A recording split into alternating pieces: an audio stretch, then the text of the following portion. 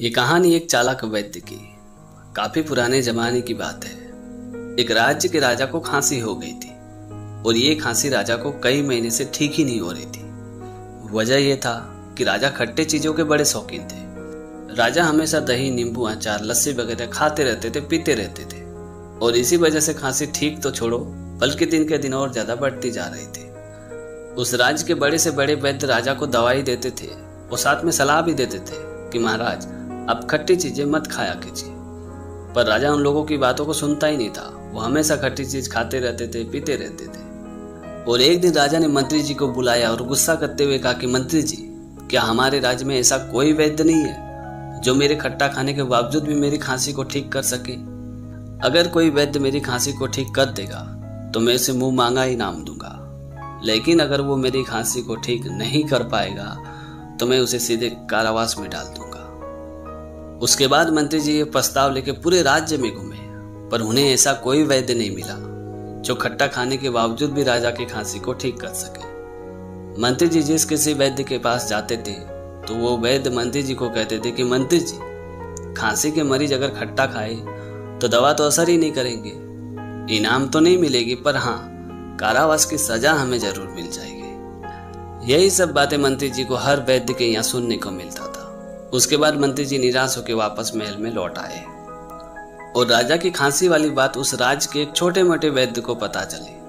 तो वो वैद्य सीधे दौड़े दौड़े राजा के महल में आया और राजा से कहा कि महाराज, मैं आपके खट्टा खाने के बावजूद भी आपकी खांसी को ठीक कर दूंगा। उसके बाद उस वैद्य ने राजा को कुछ दवाइयां दिया और वापस अपने घर पे आ गया। उसके बाद राजा ने उस वैद्य को एक हफ्ते बाद बुलाया और उस वैद्य से कहा कि तुम्हारी दवा से खांसी ठीक तो नहीं हुई है, पर हाँ बढ़ी भी नहीं। तभी उस वैद्य ने मुस्कुराते हुए राजा से कहा कि महाराज, आप मेरी दवाई भी खाते रहिए और साथ में खट्टी चीजें भी खाते रहिए। इससे आपको 3 फायदे होंगे।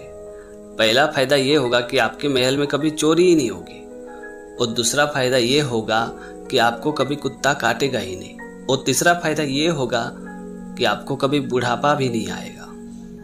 ये बात सुनते राजा ने बड़े आश्चर्य होकर कहा कि मैं कुछ समझा नहीं, तुम कहना क्या चाहते हो, जरा खुल के बताओ। तभी उस वैद्य ने राजा से कहा कि आप खट्टी चीजें खाओगे और दिन रात खांसोगे। जब आप रात में खांसोगे और आपके महल में कोई चोर आएगा तो आपकी खांसी की आवाज सुन के वो ये सोचेगा कि महाराज जगे हुए हैं और वो बिना चोरी किए यहाँ से भाग जाएगा। तो भला आपके महल में चोरी कैसे होगा? फिर जब आप खांस खांस के बहुत कमजोर हो जाओगे तो आप चल फिर नहीं पाओगे, बैठ उठ नहीं पाओगे, तो आपको लाठी की जरूरत पड़ेगी। और जब आप लाठी लेके बाहर जाओगे तो उस लाठी को देख के कुत्ता आपके नजदीक नहीं आएगा, और जब कुत्ता आपके नजदीक आएगा ही नहीं तो भला आपको कुत्ता कैसे काटेगा?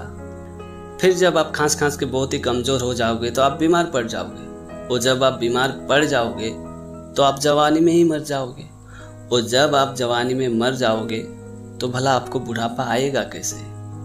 ये बात सुनते राजा को बहुत ही बड़ा झटका लगा और वो मन ही मन सोचने लगे कि ये वैद्य तो ठीक कह रहा है, अगर मैंने खट्टी चीजें खाना बंद नहीं किया तो मैं तो जवानी में ही मर जाऊंगा, और अगर मैं जवानी में मर गया तो मेरे ये राज्य को कौन संभालेगा?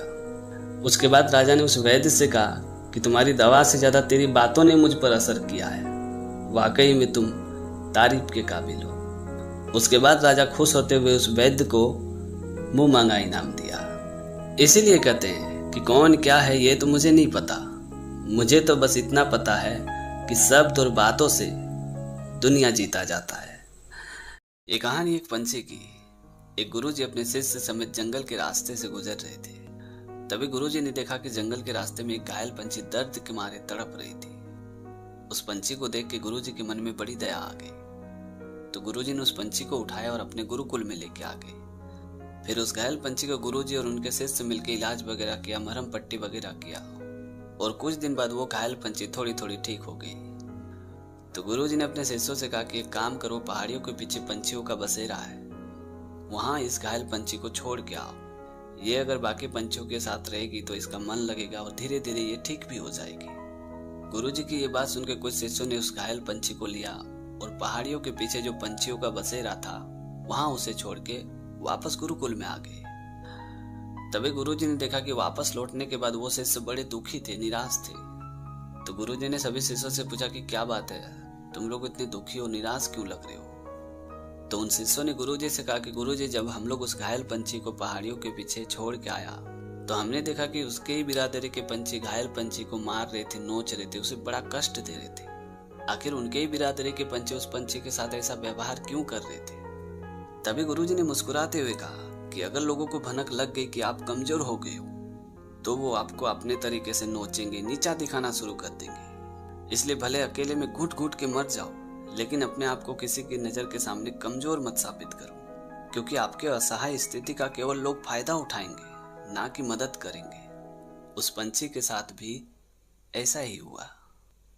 तो दोस्तों, आज की कहानी आपको कैसी लगी कमेंट करके जरूर बताना। और अगर आपने हमारे चैनल को अभी तक सब्सक्राइब नहीं किया तो प्लीज यार चैनल को सब्सक्राइब कर देना, क्योंकि इस तरह का कंटेंट मैं हमेशा अपने चैनल पे लाते रहता हूँ। तो आज के लिए इतना ही, मिलते अगली वीडियो में एक नई टॉपिक के साथ, एक नई कहानी के साथ। तब तक के लिए जय हिंद, वंदे मातरम।